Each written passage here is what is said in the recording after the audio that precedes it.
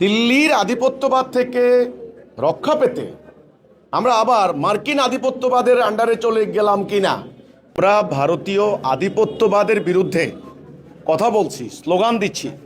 আমাদের স্টুডেন্টরা তারা বলছে দিল্লি না ঢাকা, দিল্লি না ঢাকা। সবাই বলছি আমরা ঢাকা ঢাকা, অর্থাৎ দিল্লির আধিপত্যবাদ আমাদের এখানে চলবে না, আমরা মানব না। হ্যাঁ, ঠিক আছে, ওকে।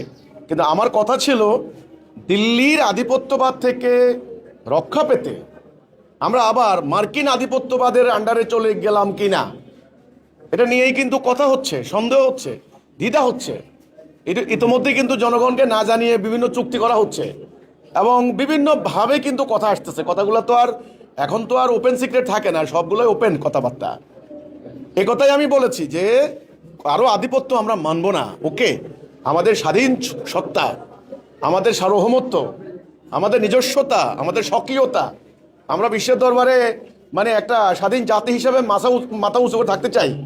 কিন্তু দিল্লির আধিপত্যবাদ থেকে মুক্ত হয়ে আবার মার্কিন আধিপত্যবাদের আন্ডারে যেন আমরা না যাই, আমার কথা ছিল সেটা।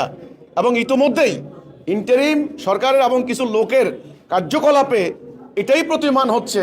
সাধারণ জনগণ এই সন্দেহের মধ্যে আছে যে আমরা আবার অন্য কোনো মার্কিন আধিপত্যবাদের আন্ডারে চলে গেলাম কিনা।